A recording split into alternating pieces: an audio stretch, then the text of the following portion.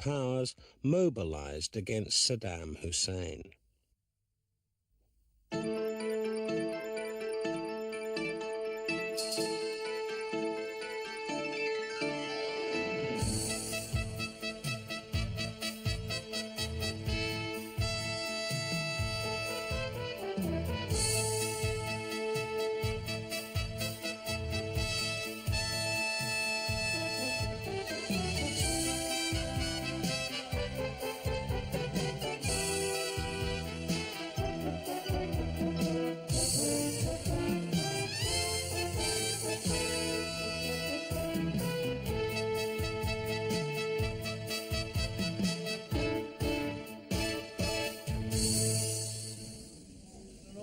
To get through today, please, so try and bear with me. Why don't we do something on this US stealth bomber? Apparently on radar it looks just like a small seagull.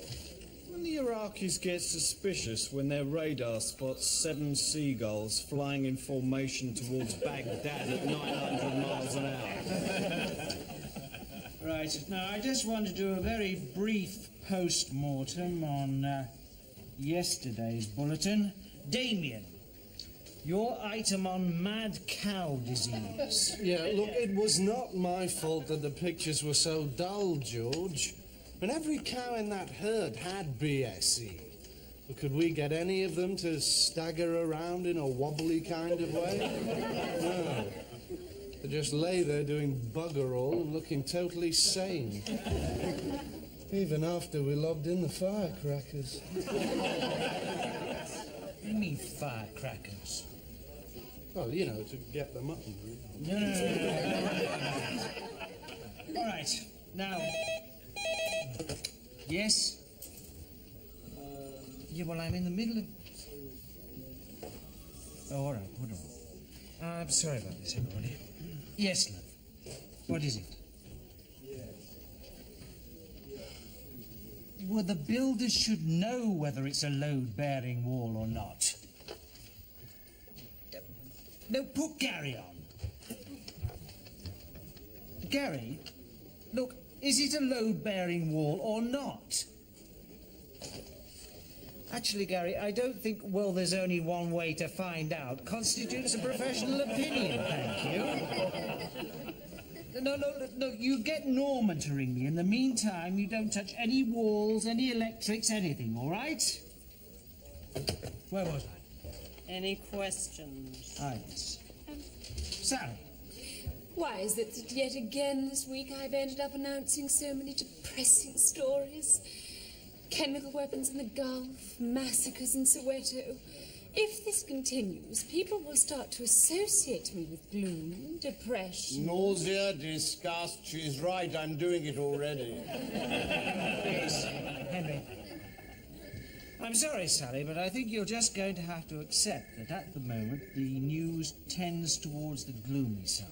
How are we going to cover this report coming out on Thursday about the chemical spillage in Scotland? Well, it levels some pretty damning accusations at Chem Green, which is one of Sir Royston Merchant's companies. As an effect, are we? I mean, do we have a free hand on this one? Gus, you're Sir Royston's representative here. Please, as I've said before, I'm very much the new microchip in your mainframe. So, if you feel this is a big story, then of course you must go for it. Right, thanks, Gus. So... Of course, I suppose that's the big question, really, isn't it? Is this genuinely a big story? I sometimes wonder if we Brits are just a little bit parochial. When you look at the international situation, the violence in Kashmir, the killings in Liberia... I bet I get those. All I'm floating is, are we 101% sure this story is worth the coverage? Of course it is. Yes, I think it is, Gus. Fine. Well, George, you're the editor. I'm not here. Right. Well, if that's everything, thank you very much, everybody. Well, Well done, George. You stick to your guns. I mean, what's the worst that can happen? So he fires you. Who cares? You'd still have your dignity. Keep it up. George, you've got to control these meetings. George, control this the has just come through from the Press Association now. I'm warning you, George. If I get government statistics on cervical cancer, you'll be hearing from my agent, okay? George, have you had any more ideas on my thought for a live discussion Oh, program? Damien, look, we've been through this. Oh, look, come on, I'd be responsible and I'd concentrate on the major issues, you know, like NATO, inflation, euthanasia. Yes, I can hear it now. Join us after the break, where we'll be switching off Alice's life support machine. The answer is no. George, Gus says Yep. you've got a moment for him to drop something into your toaster to see if it pops up. Yeah, sure. George! It's Gary. He says, is brown live or neutral? Gary, look, I said you don't touch the electrics, all right? No. Just do the plastering in the bathroom, all right? I'm just going to say, Alex, that I am totally in control. Thank you. Come in, Gus.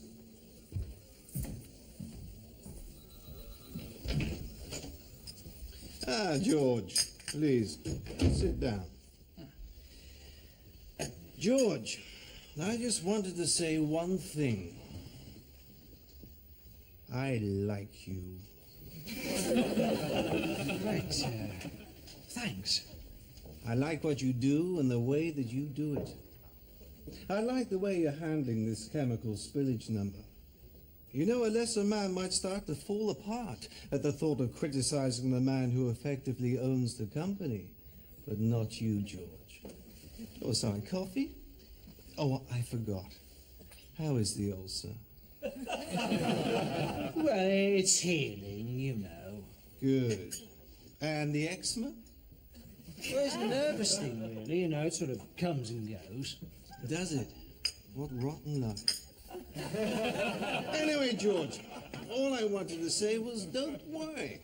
I'm sure Sir Royston will understand. And he seems to have mastered that uncontrollable rage of his. You know, it's been weeks since he sacked anyone. Anyway, I know you've got lots to do. You're still sure it's a major news story? Yes. Fine. Oh, by the way, almost forgot.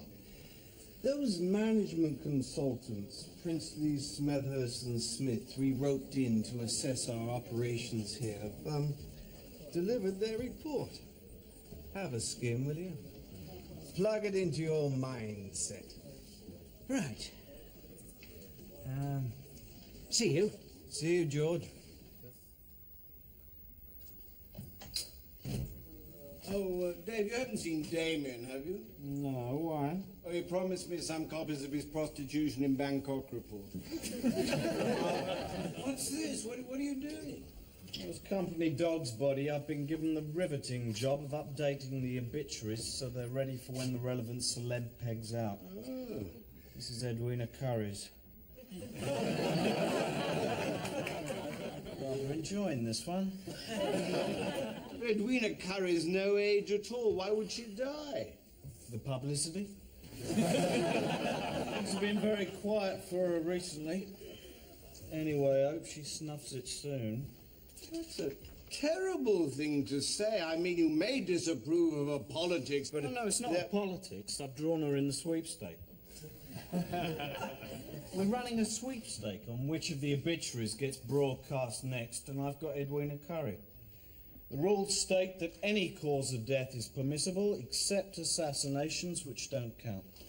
Does George Dent know you're running this macabre lottery? Of course not. I can't believe it. Running a sweepstake on when people will die, it's grotesque, it's obscene. £500 in the pot. I'm in. How much is the stake? 30 quid. Yeah. All right. Now you shut your eyes and you pick out her name. Who have you got? Kylie Minogue.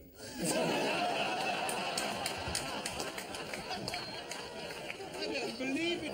What's she doing in there? She's only about 12, isn't she? Kylie Minogue, I stand no chance. Oh, well, you never know. I suppose something might happen. Hey, I told you, assassinations don't count. Don't even think about it. Henry Davenport, Kylie Minogue. Why couldn't I pick one of these old relics? Look, I mean, Lord Chalfont, Barbara Cartland, Lord Carrington, Roald Dahl, Henry Davenport, Lord Denning, Dame Elizabeth... Sorry about that, Henry. Didn't realise that one was there. Shouldn't be there, really. Should be, well, somewhere where you wouldn't have seen it. Sorry. We made it a few years back when you had that heart attack. So you all think I've got one foot in the grave, that I'm knocking at death's door? No, not at all. I'd have you know that there's an office full of women out there, and last year I've shafted 5 of them. Keep your voice down. Look, these obituaries, they're nothing to do with age. They're eulogies. They're tributes. They show how much someone has achieved. Then what's Kylie Minogue doing there? Eddie the Eagle Edwards? Nicholas Parsons? Look. These are 2 minutes long. Eddie Edwards is 20 seconds long, to be precise. Whereas yours, Henry, yours is 1 hour long. You see, it's a special program devoted entirely to your memory on account of your stature. My stature? Your stature, yes. I mean, look, you don't see an obituary up here for Sally Smedley, do you? No. Exactly. Because she is a brainless, ex-breakfast TV bimbo who has achieved bugger all. But you, Henry, you are a national broadcasting institution. You're right, of course. Play it, will you?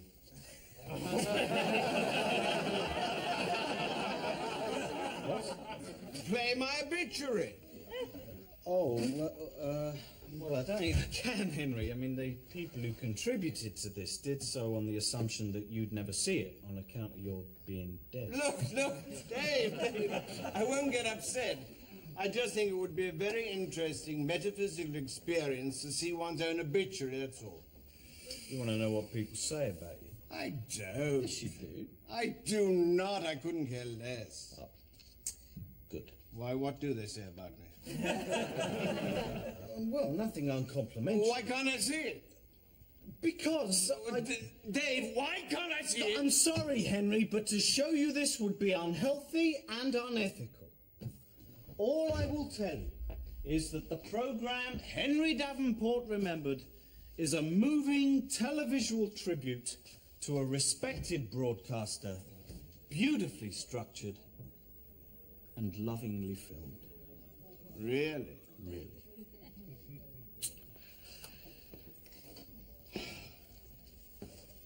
And the car chase in the middle is brilliant.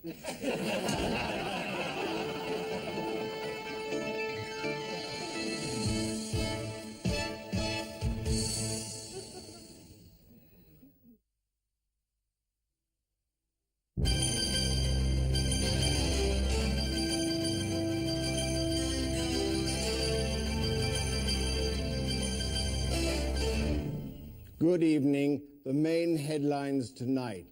President Bush has said he will not negotiate over the hostages. Saddam Hussein has warned of a bloodbath if Iraq is attacked. And George Dent has been sacked. His replacement as editor at GlobeLink News will be Sir Royston Merchant's pet gerbil Disraeli, who has promised not to run the Ken Green story. But first, home news from Sally. A house in Ealing collapsed today after workmen had removed every single load-bearing wall. One of the workmen, called Gary, was revealed to be an escaped psychopath who goes around deliberately destroying people's homes.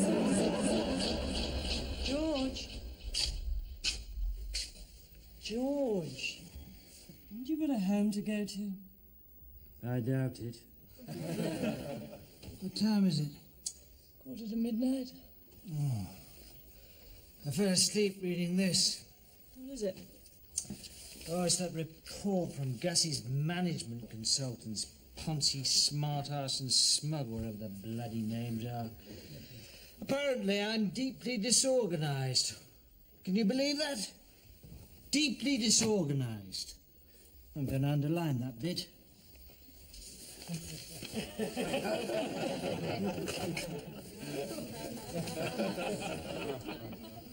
Thank you. He's clearly someone who is prone to bouts of stress. Oh, You are. Honestly, this report is... Forget this report. Relax. Why don't you take some days off? And who the hell had run this place? Oh, well, thanks a bunch. I mean, it's nice to know I have your complete confidence. Oh, Alex. Don't think I don't appreciate your support, because I do. I mean, the marvelous thing about you, Alex, is that at the end of the day, I know I can always rely on you to back me up. And I really appreciate that.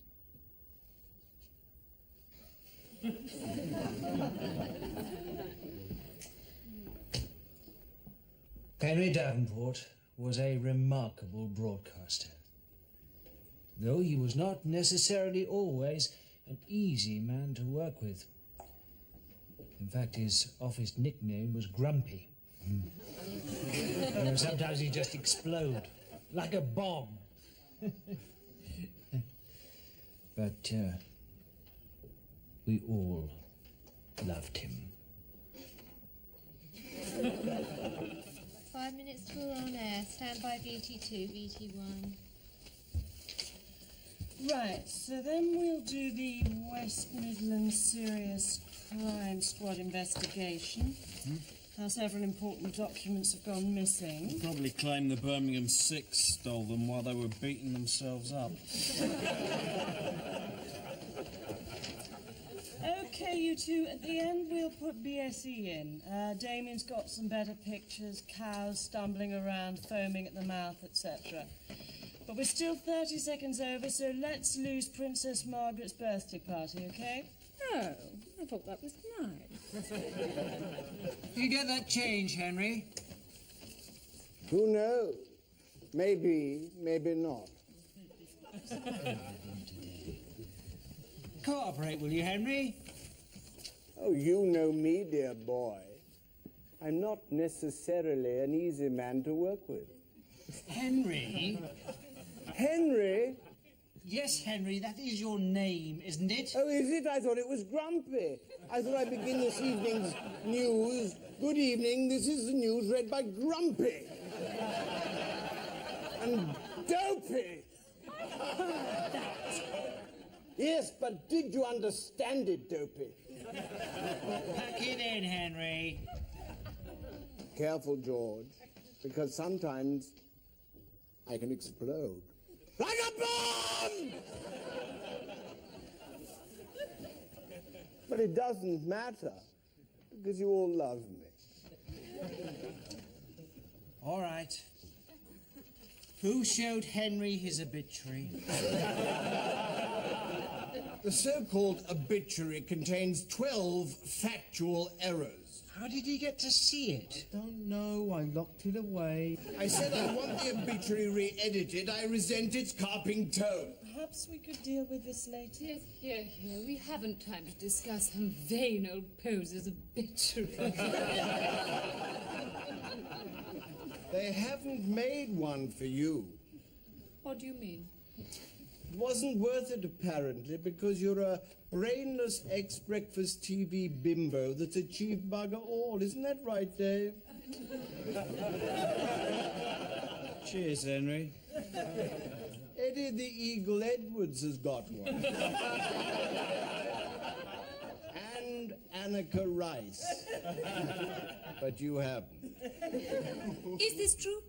Look, we can talk about this later. Now, can we please get on? Yes? Yes, Gary. What do you mean, where do I keep the fire extinguishers? No, never mind being prepared. Look, I said don't touch the wiring. Just concentrate on the plastering in the bathroom, all right? Sorry about that. Now, glancing forward to tomorrow's running order, I see that the report on the chemical spillage is being published.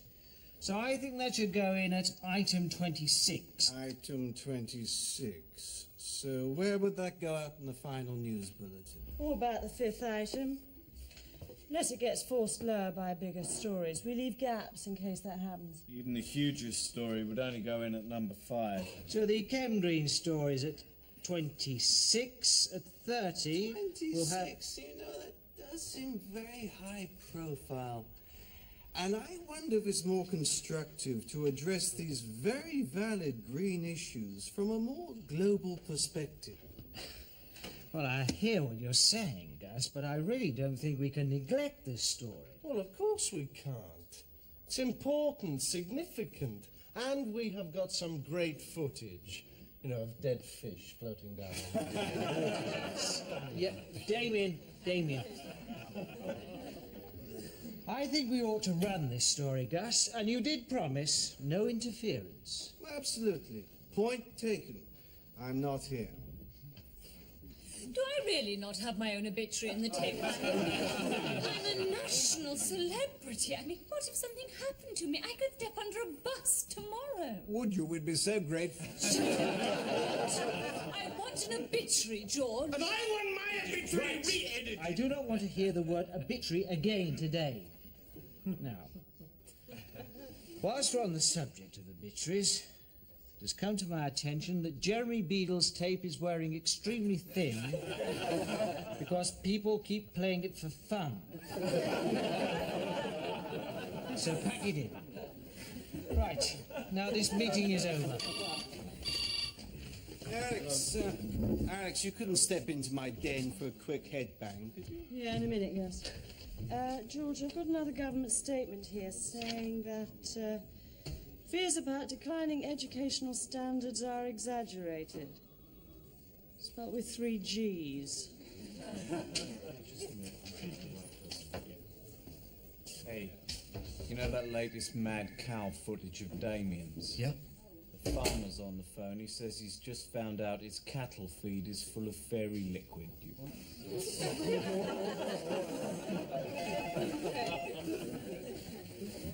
Hello there. Alex, I like you. Really? And you know what I like most about you? Surprised me. Your loyalty. You're happy in that role of solid support module. And that's what I told those management consultants. I'm sorry? Well, their report recommends that you take over George's job and that George be moved into a less demanding role, something more eczema-friendly. Well, I told him. You can forget that game plan. Alex Pate's mental parameters extend no further than merely backing up George. Oh, do they now? And so it means we're still looking for someone to fill George's pivotal role. Someone who knows the terrain, someone who's organized, someone with the right suitability quotient. Does anyone come to mind? Possibly. Could you possibly elaborate on possibly? Well, what I'm saying is, Gus, that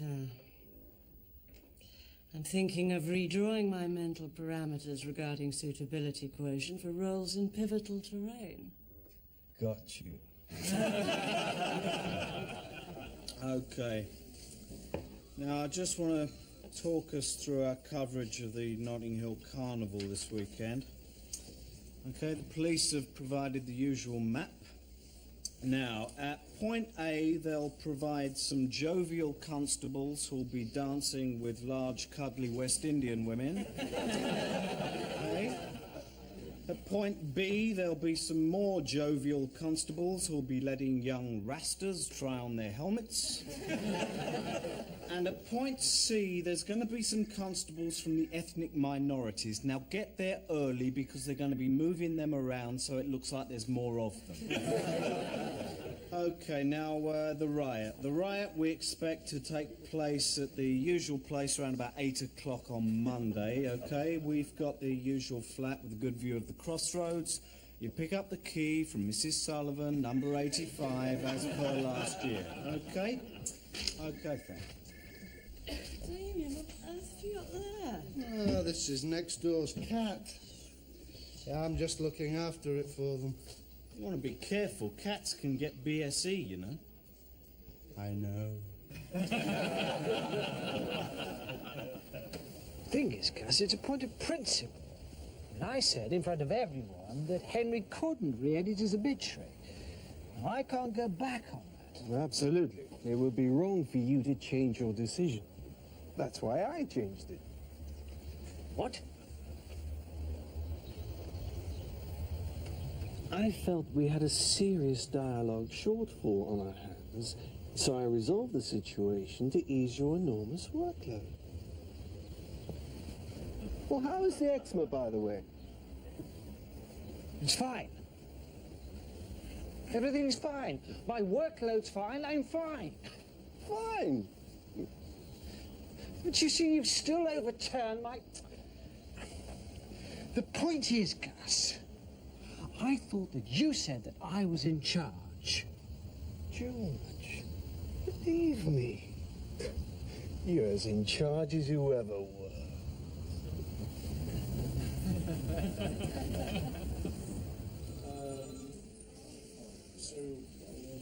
Did anyone see that sex talk program on Channel 4 last night? Sex is becoming like the bloody World Cup. Sod all action followed by hours of post-match analysis.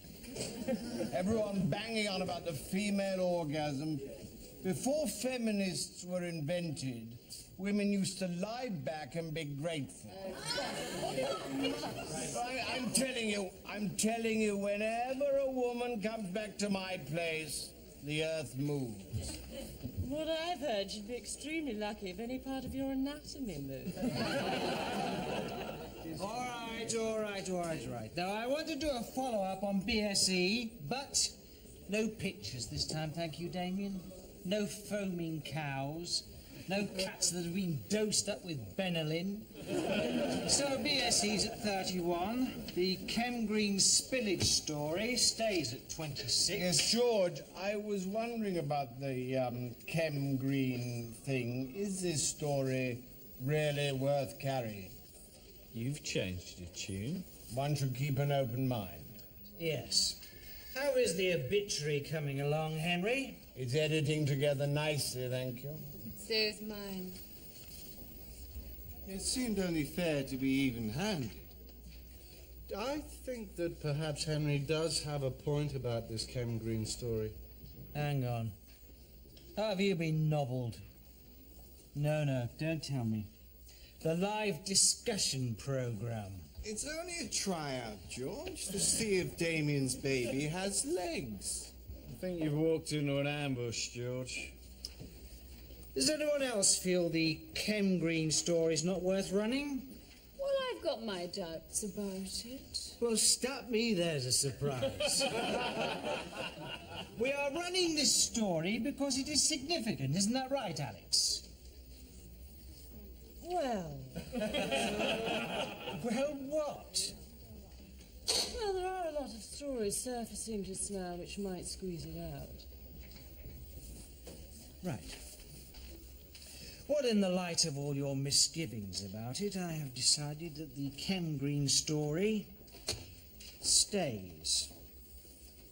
Because someone has to ensure that we select the news on the basis of the public's right to know, rather than our own self-interest. And if running this story and showing integrity and independence means that I get the sack from Sir Royston Merchant, then so be it.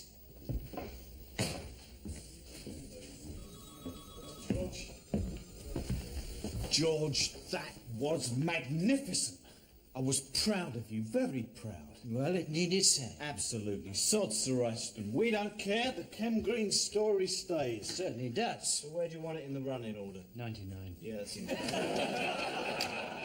There you go. Last item. Probably get squeezed out by a late story. I'll just go and check for late stories. Thanks for those tapes, Damien. Well, cheers, Henry. Henry shouldn't watch that prostitution in Bangkok stuff, not with his heart. Oh, where's the harm? You're only saying that because you got Henry in the sweepstake.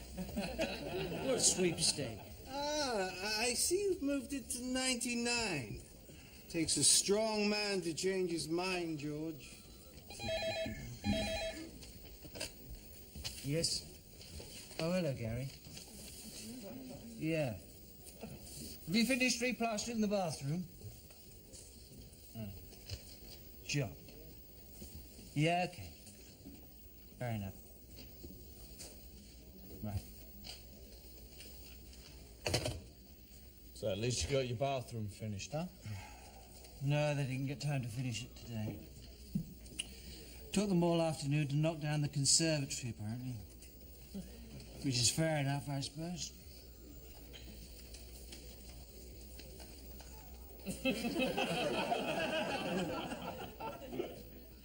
I didn't ask them to knock down the conservatory.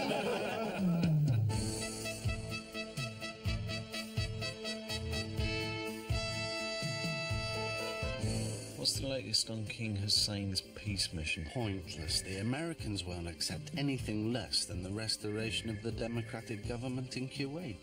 What democratic government in Kuwait? Well, it's a reasonably democratic system, you know. One shape, one vote. Hello, telex from our Westminster correspondent. He reckons it looks like the MPs are definitely about to be recalled. Why does he say that? They've just delivered 60 cases of Johnny